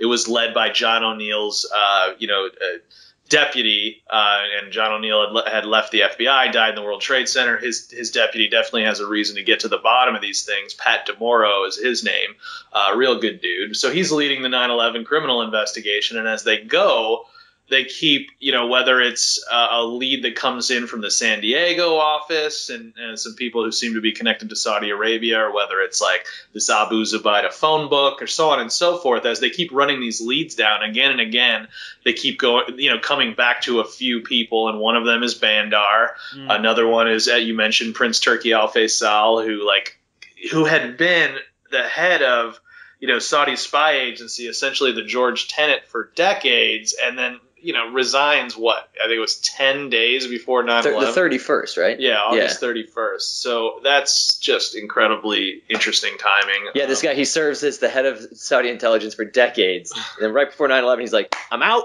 Yeah, and then again, revolving door, he comes back later. I think during Bush's maybe second term, he's either the Saudi ambassador to the U.S. or foreign minister or something. And I think he's the ambassador. I think he replaces Bandar. But that's where this Khashoggi thing becomes interesting, because you mentioned Khashoggi's close connections to Turki Al Faisal. Then there was this roundup that happened last year in Saudi Arabia that included Bandar. Bin Laden too. Yeah, exactly. So Khashoggi was selected too to go interview Bin Laden. Back when he had set up shop, I think, in Afghanistan. Yep. Khashoggi was working as a reporter in Saudi Arabia, and there's a gentleman, forgive me for forgetting his name, but he ran what was a very large international Muslim relief charity that had tons of ties to basically terrorism and stuff like that. He goes and taps Khashoggi to go do an interview with Bin Laden. There's a lot of very strange connections there. Clearly, Khashoggi was more than just a guy who wrote op-eds. Yeah. He had. Let's face it. Journalists Turkey puts journalists in jail. Journalists get killed all the time. You have Palestinian media wearing big vests that say media getting sniped by Israeli snipers. So this idea that it's journalists are just off limits, that just doesn't hold water. But for some reason, this guy, and yes, it's a particularly brutal crime. If that's even how it happened. If that's how it I think they just said they found some of his body parts. But yeah. But it's hey, maybe they cut him up afterwards just to make the load lighter. Right. Who knows? But either way, this is clearly, there is definitely some level of intrigue going on here, and that's yet to be teased out. Who this guy is to make the American establishment finally call foul on the Saudis is yet to be determined. Now, it's interesting when the American media gets totally behind a thing. It goes back to us in our discussion about our first movie, where we were why does the narrative become the narrative? It's we don't want to believe in conspiracies in the sense that we don't want to believe one person is dictating to all the media companies, this is what you're going to report and this is how you're going to report it. But at the same time, it becomes very obvious that certain threads become what all the stations are pushing, and it typically ends up being sort of what the people in the state want pushed. So the idea that all of a sudden everyone's on this Khashoggi thing, he's holding tons of airtime right now, and it seems to be this thing that they're now using against Trump because they want Trump to condemn Saudi Arabia. Like, there's something here, and we're really trying to puzzle it out ourselves. No, me too. I was talking about this last night on Checo Celli's radio show, but my sense of this, and then we can leave Khashoggi where he is that in all of the places, in all the places he may be. My sense really is this is Mohammed bin Salman punching way above his weight, and I think this whole like rogue operation, I think that's obviously a joke, but I think that MBS might have kind of done this with like his goons, who are obviously so inept that they, the body double that doesn't even look like him that's walking around. I mean, I don't know what why would you even want to do, like, what's that going to prove? It's not like his wife is going to be, oh, here he is, he's fine. Like, none of it makes any sense. I think this is like MBS is just fucking up, and again, Khashoggi was aligned with the faction. I think Naif, who was like ousted by bin Salman as next in line for the crown. So I think there's a lot of internal Saudi politics going on here, but really my sense is MBS screwed up, and Erdogan, like the clever politician that he is like using this to his own advantage as well. I mean, he must be getting something out of this, and the fact that like Turkey has all of this information, including supposedly audio from inside the embassy, is like either they were monitoring this murder or they were in on the murder, and now they're just they've switched sides or something. But I also think like one thing I try to caution the more skeptical among us from doing is always trying to sort of choose this. Like, I feel like there's this move where people are trying to figure out what the various powers are trying to make happen, and then they want to just oppose whatever it is they've figured out. So it reminds me of like after 9/11, it would be thrown out politically that like, well, that's exactly what bin Laden wants us to do. Yeah. So then we're supposed to do the opposite because we would never, ever want to do what bin Laden wants us to do. Yeah. But there may occasionally be times where what bin Laden wants us to do might line up with what a lot of the American people may want us to do, or what might make the most sense. So and another thing, John, I think said on another podcast was like, we don't have to join any of their sides. Like, a lot of different sides to these things, and it's important that we be educated and we educate ourselves and try to understand what the powerful want. But that doesn't necessarily mean we have to like pick a side on any of this. It's in all these Middle East like things too. It's almost impossible to know which side to join because so many people are supporting so many different sides. You have like Turkey was supporting the Islamic State, and the United States is funneling money and weapons to the like Al-Qaeda in Syria. It's like, how do I know who the fuck to support? Because people are supporting the people that you think they would never support, and that I'm supposed to be against them here, but they're supporting this guy here. Clearly, I think you're right that there's internal Saudi politics going on here, and then there's the designs of sort of like the international elite or whoever from the U.S. and from Turkey who are now calling foul, like, whoa, you weren't supposed to do this. But I mean, this could end up being like an Archduke Franz Ferdinand thing, No, yeah, it could. And obviously it does seem like that, where you've got all these like competing factions that are, and again, like Trump's line is amazing. It's like, well, no, we've got a business deal with them. I'm not going to go after them. I think he's actually like, that is him being like super honest for once. No, like I can't do that to Raytheon. Money. You're talking about some money. Yeah. You don't want to throw away money, do you? Yeah. I mean, I love money. You guys like money, right? Right. No, we don't like money. We're on the same page. United States of money. Jobs, not mobs. I mean, that's like where he's at with this. I think he's like probably being fairly accurate, but but like you said before, I mean, we're aligned with the Saudis, but we maybe don't like Mohammed bin Salman, but maybe we like the other guy, even though, I mean, that's what's so funny too is, again, just looking at the history of this, Prince Faisal al-Turki, who's, I believe, is still, around doing his thing. He, back in, this was, I think, in the 70s, kidnapped, they got it was another, like, a dissident journalist Saudi figure, and he kidnapped this guy in Beirut. He hired, some, like, Palestinian gunmen to basically, lure this dissident, to some hotel. They kidnap him, send him back to Saudi Arabia, torture and kill him. So this is like exactly like what happened to his former friend. So I mean, it's like the machinations of all of this are super complex, and I do know what you mean though, Ray, with the like picking sides or even trying to like figure it out is maybe something we won't really know right away. And already, I mean, the narratives that like Khashoggi is a liberal hero for human rights, and it's like, really? I mean, he would write these articles like Saudi Arabia has been bad, but not this bad, under Mohammed bin Salman. It's like, what on earth are you fucking talking about? There's a genocide, just a few miles away on their southern border. So I don't know. Yeah, the other thing that sort of drives me a little bit crazy is people who say, well, the whole media is lining up behind this, so I guess I've got to believe the opposite, or I've got to oppose.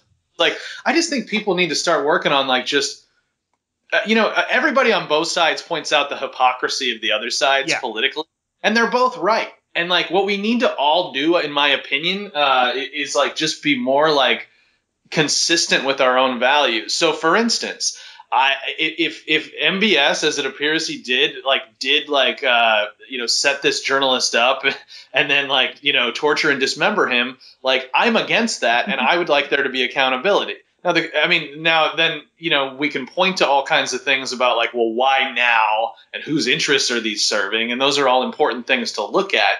But I don't think we should knee jerk and just be like, well, no, let's let this one go because I think whoever they is, want it, They want me to hate him, so now I like it. Now I'm on his side. So maybe Khashoggi needed to be dismembered. Right. Oh no, it's like these. You see, I'm sure you guys see this all the time. Like the so-called alt media that just, is down on their hands and knees kissing Putin's feet because he's supposedly opposed to the Western Empire and NATO, and it's like, why should you just run to some other authoritarian leader? Like, you don't like the ones here, so you're going to run to the Russians instead? I mean, why can't you dislike all of these people? Right. I honestly think that's I hope that's sort of an up and coming political viewpoint. Is like, I would love to see people want to, are crying for this blue wave. I'm crying for like an independent wave. Like, I'm crying for a bunch, like, and I was thinking about this last night driving home because I was thinking about actually like Robbie and Abby Martin's podcast. I was listening to it, and I think they're really good with that, where they'll be like, yeah, Obama did all this bullshit, and Bush did all this bullshit, and Trump's doing all this bullshit. They're just like, they have a set of values, and they're going to call out anyone who it's like, if you're a warmongering, like lying sack of shit, like I'm just not on your team. And I'm hoping that could be sort of the new wave of, the millennials who are growing up, who are now, in adulthood and stuff, instead of deciding to just play the same political, like, football game that, like, the generations before have played, that we could sort of be like, you know what? We're just going to have certain principles. Like, we're anti-war, and we don't like it when, we have a country full of people who are dying because they can't afford insulin. And, we're just going to set up our values, and, like, that's going to be that. And we're not going to say, like, oh, the other side did this. Because if you watch, eventually those, like, Team A and Team B eventually just sort of, over time, like, almost polar flip, where, like, all of a sudden the one that was all about family values now has a thrice divorcee president who grabs pussy, and they don't give a shit. Like, it's and I would hope that, we can move in that direction where we're like we're just done with those old games. We're not going to sign up to follow any more shitty leaders. We don't need to be led. And we're just going to say, like, these are the principles. This is what we want. We don't like when people are getting killed. We don't like outright murder. We don't like being lied to. We don't like locking up journalists. We don't like persecuting people for telling the truth. And we're going to be against you no matter whose team you're on when you do those things.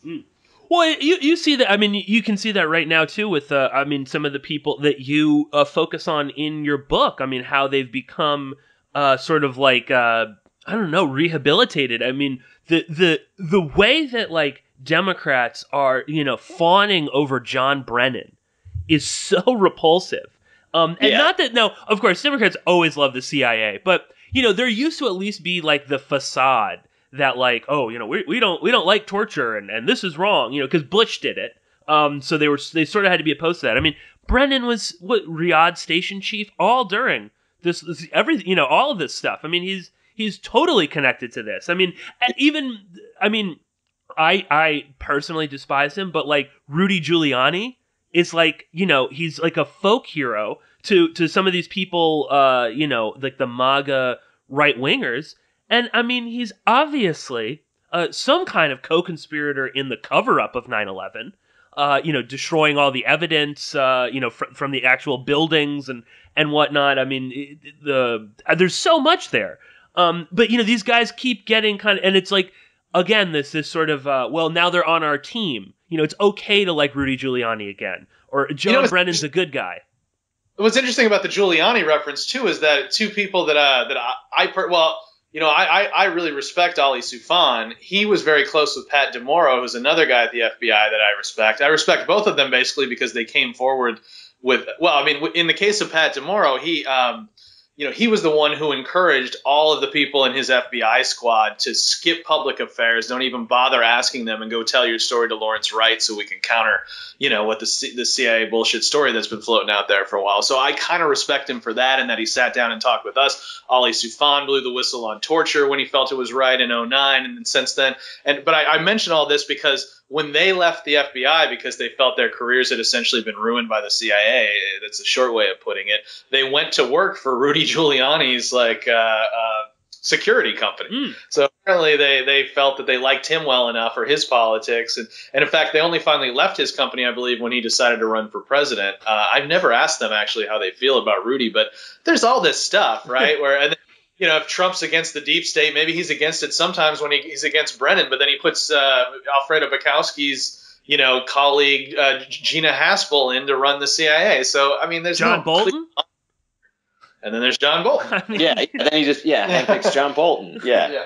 It's very strange. No, it's mind-boggling. If you see it as one set of good guys and one set of bad guys, then like this all becomes very confusing. But if you realize not one set of good guys and one set of bad guys, then this is less confusing. There's many sets of bad guys. Everybody's a bad guy. That's all we're saying. There's rival factions of bad guys and a handful of very confused good guys like Thomas Drake who are going, wait a minute, you're all bad guys? Shit. Yeah. And if you want to know who the good guys are, they're the ones, or if you want to know for sure who the good guys are, they're the ones who are getting crushed or just almost got crushed. Yeah, they're the ones who either went to jail, were prosecuted somehow, or who resigned in a huff, who were just like, wait a minute, I can't be here. Right, or they're the people that just, made a stink about it, and then were basically, your life is going to be over, and then they just sort of fade away into obscurity. I was thinking of the FBI agent, what's his name? Mark Rossini? Vulgar Betrayal, I think is the something right. Anyway, he would, he was blowing the whistle on all sorts of things, with P-Tech and Yassin Al-Qadi and money that was trading around between Saudis and people here, and basically, it was threatened that if you want your kids to go to college and if you want to have a nice life, you better just sort of stop this whole crusade of yours, and he kind of did, and Robert Wright, that's what I'm thinking of, and just sort of faded into obscurity. Now he's like a footnote when you look into some of these things. And like I said, just the rehabilitation of these people is, I think that's again the something that your book does so well is showing, the level to which these people can come out on top. I mean, the Gina Haspel stuff is wild to me. That's where we're at right now. I mean, and we've had like a string of like kind of stranger secretaries of state. I mean, like Leon Panetta, is just like the most sort of like Hollywood. I mean, the man loved to be in front of a camera, which you would think is sort of like, anathema to a spy agency. But he's like on Top Chef and all these these memos that Panetta would send about who was going to play him in Zero Dark 30. It's like, you have nothing better to do. He actually, there's an interesting thing with him too, where he invited, it was Mark Bowl, right? Like he invited him to like an agent to the CIA, where they then, what was it they showed? They showed like video from like the killing of bin Laden or something. Yeah, supposedly. But he was exposed to essentially like what was classified material, and then Alfreda Bukowski got him in trouble for that. She got a security video of him. Am I telling this right? She got a security video of Panetta and Bowl to expose him so he would get in trouble. Yeah, this didn't make the book, unfortunately. It was sort of too complicated and too late in the narrative, and maybe should have. But the basic idea was that we were told by some insiders, and we would have probably run this down had we included it in the book, but I would tend to believe it based on the insiders, that what happened was when they were celebrating the successful assassination of bin Laden, they had an event where all of the people who had been involved in that assassination were there, and Mark Bowl was invited by Panetta with the go-ahead of Obama to be there. So then, obviously, he now knows all these classified people. Panetta has made it so, and Bukowski and her people know they don't like Panetta because he's been exposing the torture memos and so forth. And so to sort of turn the power tables a little bit there, they bring the video of that event with Mark Bowl attending to the Inspector General in a way to basically hold Panetta to account. Which is the craziest fucking thing. That's their boss, too, and they're still in power. Well, I mean, it's the craziest fucking thing if you think about it, because here's a woman who has dodged accountability time and time again, who the Inspector General named for reprimands, and here she is turning in a tape to try to get the director exposed because he is against essentially her internal CIA politics, and it's like using the supposed accountability measures to burn your internal enemies. And again, that just goes to show how these no matter how much you try to do to install systems of accountability, crafty fucking sociopathic people learn how to dodge it themselves and can even learn how to twist it to use it against their enemies. It's rich coming from Bukowski. I know. We didn't dive into it in too much detail, but again, I think people should check out the book or definitely, Who is Rich Blee? We'll link up to that, where you can kind of get, the clear picture. But I mean, Bukowski is instrumental in making sure that the people that could have arrested al-Hazmi and why am I forgetting Mihdhar? That it never happened. I mean, so she, these are the, two of the probably, the most, I think they're probably more important in a lot of ways than Muhammad Atta, although Atta gets a lot more airtime. But, these two guys were so well connected, and Bukowski is the one that made sure nobody would ever see this. So for her to get bent out of shape that, Mark Bowl is attending some party is laughable. It's like, I mean, I'm upset that a Hollywood screenwriter and Catherine Bigelow as well, that they got the access that they did, obviously also to craft a propaganda narrative. Yeah, but that's what's even more ridiculous is that Alfreda Bukowski is one of several characters that Jessica Chastain's character is sort of portraying, and she comes out squeaky clean. She gets this amazing portrait of her abhorrent work. I mean, it's such a puff face. I'm sure she's got it on DVD. Yeah, yeah, absolutely, totally, yeah. Shows it at Christmas when that's me. Family members come. Yeah, over. I know. No, if I was Alfreda Bukowski and Jessica Chastain portrayed me in a movie, I'd fucking love it That's like great, you know. I mean, I was and Jessica Chastain portray me in a movie. Yeah, I mean, I know it's that's what I mean. Come over if she wants to get to know me for the role. Well, and I think it illustrates the like vindictive, sort of just nasty level to which these people operate. Where like that's what upsets her is like you said, it's like Panetta's disagreement with her internal it's like her internal politics within the CIA. Not the bigger picture, not that they're torturing people, not even necessarily that like, I mean, I'm sure if Leon Panetta had given Mark Bull and Catherine Bigelow all this access, but didn't, reveal information that was critical to Bukowski, she could care less, Well, and we should say this about Panetta too. He made sure that there were no official reprimands for the people involved in the in that sort of failure to pass information to the FBI or whatever. Like after the Inspector General report came out and Helgerson said that these people should be reprimanded, the report was sent back to be softened, and then Panetta, and then there was supposed to be like a review board set up to determine like if there should be any.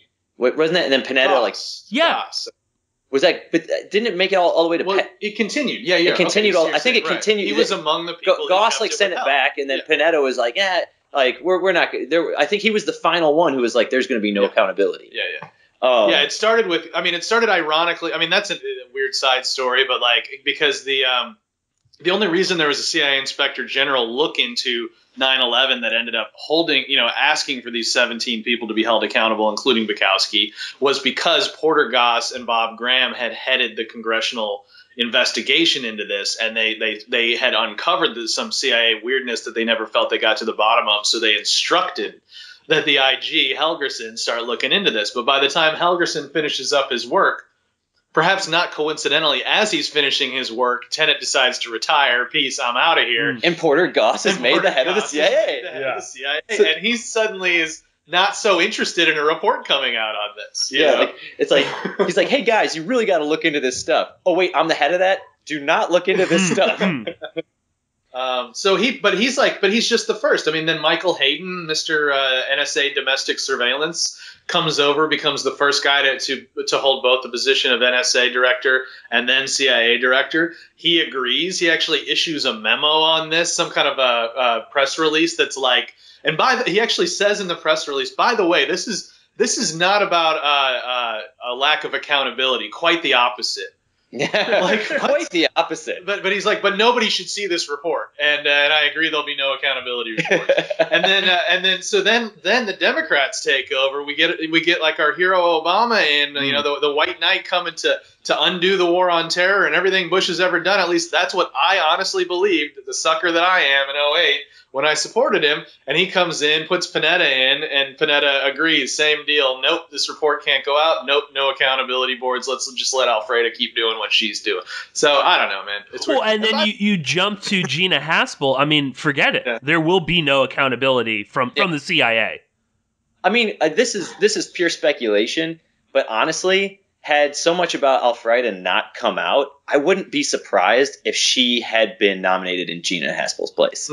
Like, I think like she was like, because when Gina Haspel was nominated, the torture stuff did come up in the media, but it was like, she kind of was head of this black site, like, but it wasn't. Whatever. It wasn't, like, she didn't have like Khalid al-Masri directly like related to her, like where she was intentionally holding a man who had the wrong name and torturing him. But honestly, I honestly think because of her rise, her connections, and the relevance to her being involved in the final get on Osama bin Laden, she may well have been nominated by Trump to be head of the CIA. So I mean, you never know. Maybe like the work that other people and ourselves have done to kind of expose her may have prevented her from getting that. Maybe she's pissed. Maybe she's gunning for us. Yeah, right. Yeah, exactly.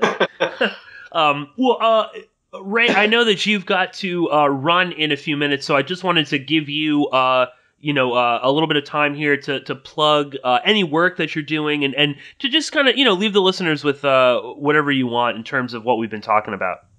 Yeah, I'm not sure if your audience is going to be into some of my other work, which is a little more mainstreamy, but definitely not about the U.S. government and all this stuff. But I got something coming out in mid-November. There's So there's a Netflix series called Remastered that's dropping one episode a month, and they just put out their first one in mid-October. So in mid-November, the episode that I helped produce is coming out. It's called Tricky Dick and the Man in Black, and it's about when Johnny Cash got asked to go perform at the Nixon White House, and how there were certain things he disagreed with politically with Nixon, but certain things he agreed with, and how he quote unquote walked the line.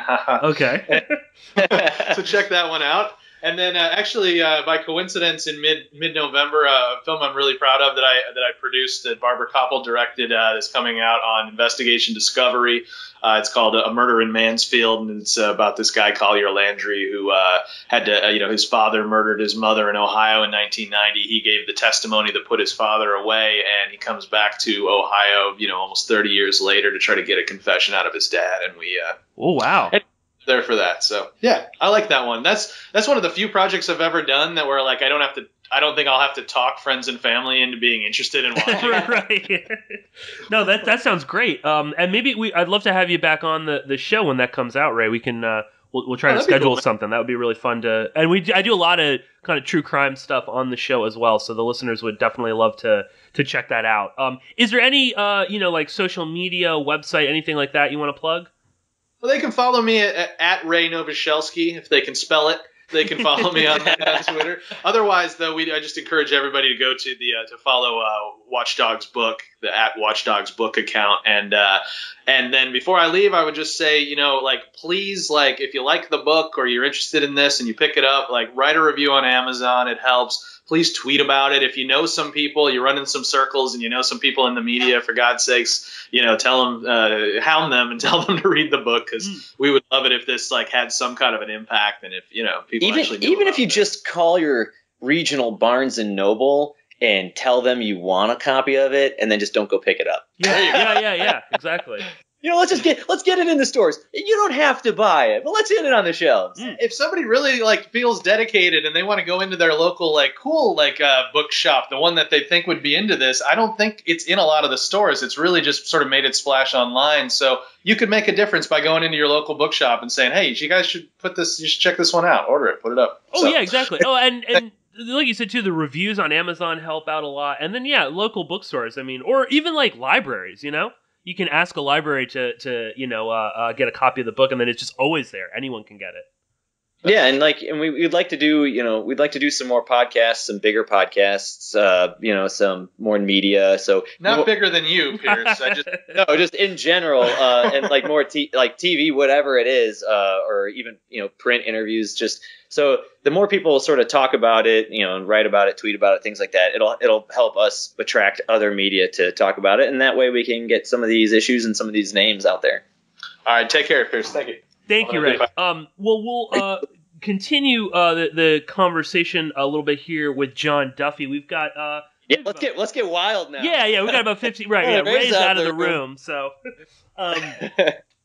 So the lizard people. Yeah, I was gonna say right. So let's talk about the holograms. Well, actually, I would have loved to have gotten Ray's perspective on this as well. But this is something that I'd love to get your take on, as John is. What do you make of the trajectory? I know that you guys probably wouldn't really consider yourselves quote truthers, and that term is also kind of lost all meaning, and it's really just sort of a pejorative now. Yeah.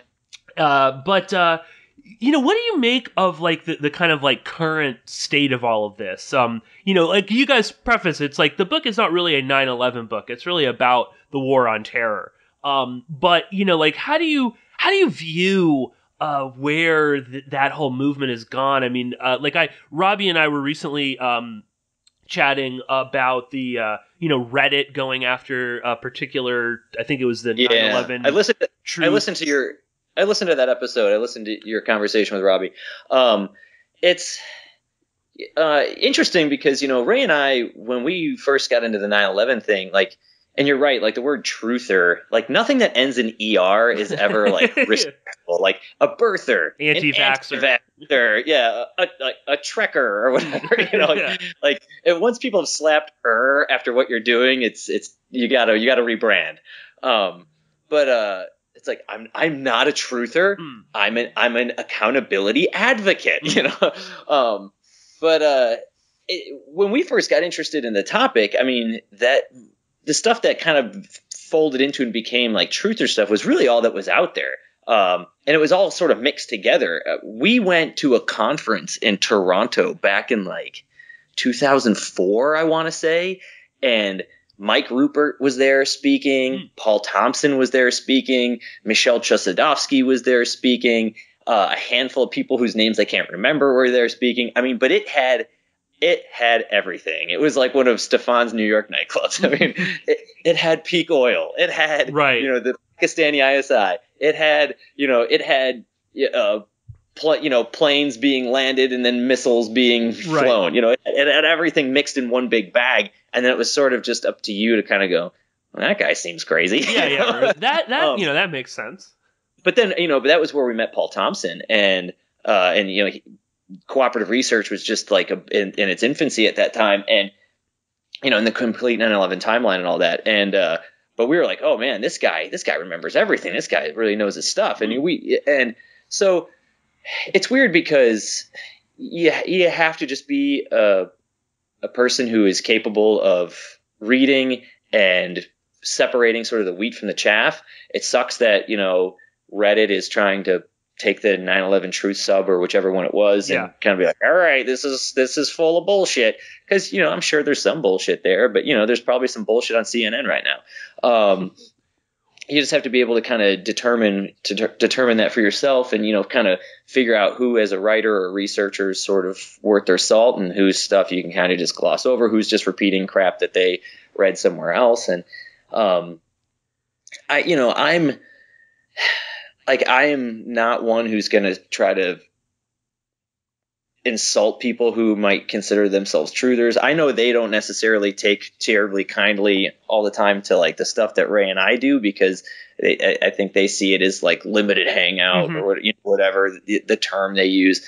I would just like to say that as researchers and writers, we just have a high standard for what we are willing to print or say. It's not to say that we won't look at something. It's not to say that we're not interested in other stuff or that we won't give it a fair shake. But I look at it like, trying to tease out the truth in history, you have to have a scientific sort of approach. You have to be willing to try to falsify yourself.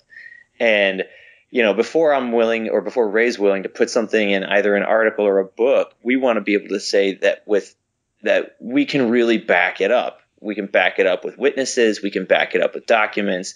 We have like decent evidence. Now, it doesn't mean that we have uncovered the total truth of everything, but what it means is like, at least as far as the things we've said, we can make a really, really good case for it. And there's some other stuff out there that's still really interesting. That's, worth looking into. But, it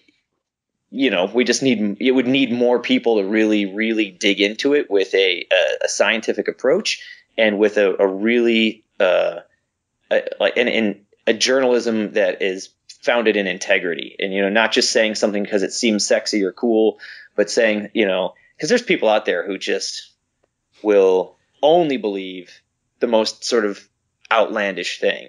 And once you've really talked to a lot of people who work in government or work at the FBI or work at the CIA, like, it's not to say I believe every single thing they say, but certain potential quote unquote conspiracies start to seem really unlikely. Like, it just starts to seem like that's just not how things work. It's just, that's not what they're doing day to day, like some of the stuff. So, I at least appreciate that there are people in the what you might call the 9/11 truth movement who still give a damn and who still care. But I think there are people like John Gold. We love John. Kristen Bright. I've had John on the show multiple times. Yeah, we love John. John, John's been a great help to us. There's a lot of people who've been a great help to us. Kevin Fenton, like his book, Disconnecting the Dots, like, I devoured that book. I thought it was great. I wish we had time to explore more of that in our own book. There's a period of time that he goes into really well that is sort of that August 2001 time frame of what exactly was going on with the search for al-Mihdhar and al-Hazmi, right? Like, it gets mentioned. It finally gets loose August 23rd, 2001. Like, yes, these guys are in the country. John O'Neill's out of the. He's finally retired. He retired the day before, and here it is. Okay, and like this information is passed to the FBI, and it's like, all right, guys, go get him. But who's it passed to at the FBI, and how is that search handled? And how, what role does CIA's Tom Wilshire who had then been detailed to FBI headquarters, and he's overseeing Dinah Corsi, who's like insisting that this search not be carried out as a criminal search, but only as an intelligence search, and therefore they're hampered in what tools they can use, even electronically, to find where these guys are, which is insanity. So if Fenton's book really goes into that, I highly encourage people read it, and like I would love to see more of an investigation into that. But again, we can only write so much book. Oh, totally. Well, and that's always something. Particularly with the 9/11 research community, but it's like, if you don't mention Israel on every other page, if you don't mention, controlled demolition, then you're part of the larger cover up, which is just, I'm so over it. Also, take it and leave it. It's like, if you want to believe the biggest conspiracy about 9/11, if you want to believe in all of the most James Bondy shit, if you want to believe in nanothermite being painted onto the walls and that bringing down the building, I can't stop you from believing that. But that doesn't necessarily mean the stuff that we put in our book is untrue. Yeah, that's my problem. It's like, and listen, I'm totally open to maybe there was nanothermite. You know what I mean? Like, who knows? Like, present me with something. I couldn't definitively prove there wasn't. Yeah, exactly. It's not exactly the same thing as being able to create a convincing and compelling case that there was. Right. And that's the thing is, it's like there's no room for different perspectives. It's like it has to fit into this little tiny box with a couple of key elements. And anything else, like that's what I know that and really real quick, let me just say, like, how will there ever be accountability for that? Yeah, you know what I'm saying? Like when it's like, why would you? And you got to look at how some of those narratives end up destroying the potential for any accountability to ever happen with 9/11. Mm-hmm. Like some of the most wacky and out there conspiracy theories end up distracting people from. It's like we're sitting here, we're naming names. Yeah. I'm telling you, at the CIA, like here are like 3 or 4 or 5 whatever people all who right now themselves. you could prosecute for crimes. You could prosecute them for crimes right now. And it's like, but instead you're saying, that's just limited hangout bullshit. I want to know who nanothermited the towers. And it's like, dude, it's like okay, start naming names, dude. Tell me who are we gonna put on the witness stand? Who are you gonna put up there? Do you know? And it's like, and maybe people are, hopping mad hearing me say this right now because they're like, well, until we take it seriously, we'll never get those names. Mm-hmm. But it's like right now, it's like I'm telling you, you could put these people in jail for this, that, and the other, and you're telling me like, not worth my time. Yeah, exactly.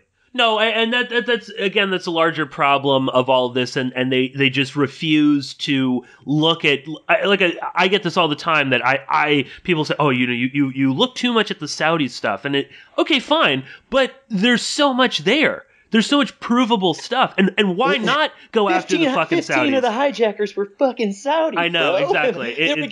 They were getting checks written to them. From that money was coming from Princess Haifa to San Diego. Yeah, exactly. It was being funneled through intermediaries. It was going through people like Osama Basnan and Omar al-Bayoumi. Like, here are the names. Here are the people. Like, and like they just want to hand wave that all away. Like it was just all fake, or it wasn't the real. That was just the real cover. Story. They were just the patsies, and that's just the cover stuff. And it's like, based on what?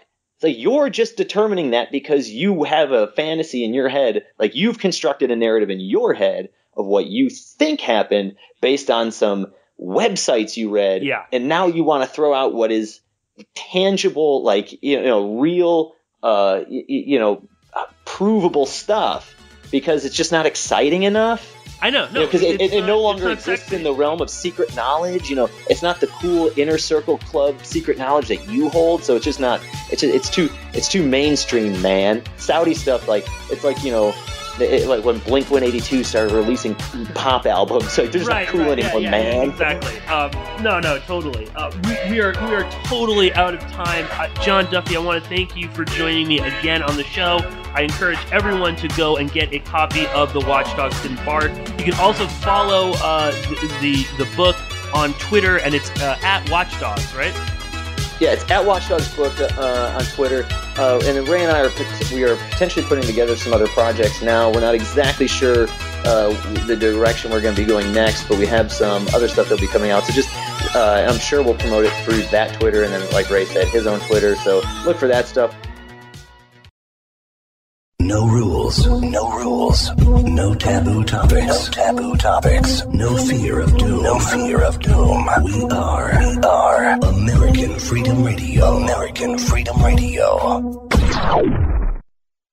Have you experienced the miracle of CBDs? They can help you reduce suffering, reduce stress, help you sleep better, modulate inflammation in the body, and is absolutely safe. Meta Hemp Solutions offers a radically innovative approach to CBDs for exceptional results. Stop suffering and reduce your stress now. Isn't it time for a good night's sleep? Stop worrying about tomorrow today. Lab tested for potency, purity, and is non-psychoactive. Free shipping to all 50 states. Try our product risk-free. Money-back guarantee. Use code AFR15 to get 15% off. That's Alpha Foxtrot Romeo 15 to get 15% off. Offer ends soon, so visit Meta Hemp Solutions today at metahempsolutions.com or call 833-858-7500. Suffer no more. Get rid of the stress and sleep better. Get our product now at metahempsolutions.com. That's metahempsolutions.com.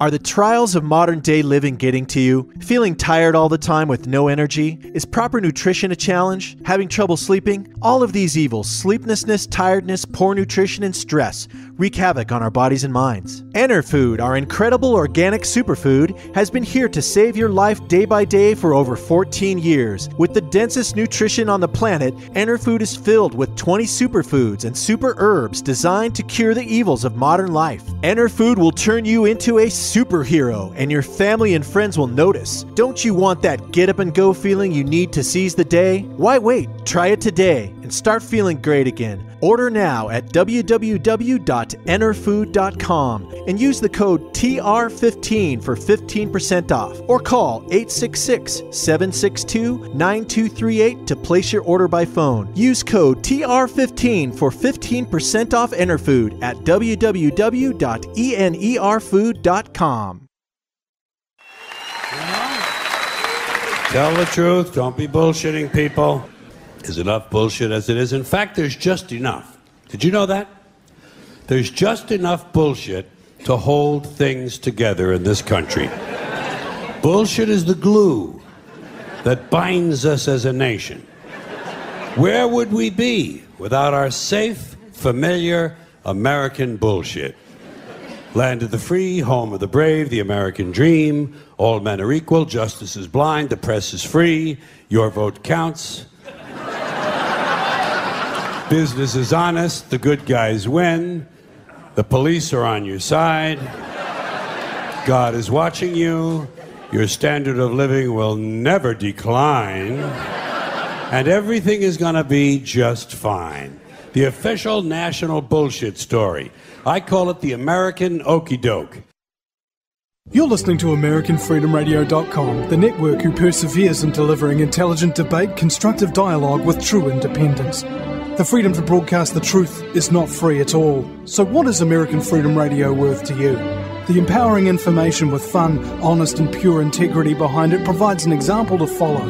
Friendships to flourish with the moral altruism that pulls no punches.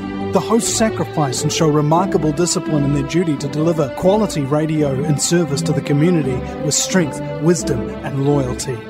The founders of AFR wish to thank you personally for sharing your views and insights to make the best radio and alternative media. Now it's time for you to give something back and play a vital role in the future of America. Be as generous with us as we've been with you. Click on the donate banner at AmericanFreedomRadio.com or volunteer by emailing AmericanFreedomRadio@ymail.com. Vaccine, psychotropic drugs and artillery batteries not included. Launch sequence initiated. We're now in the approach phase. Everything looking good. Control the all out. Control is good. 5. Roger, copy. 3. 2. 1. Engage.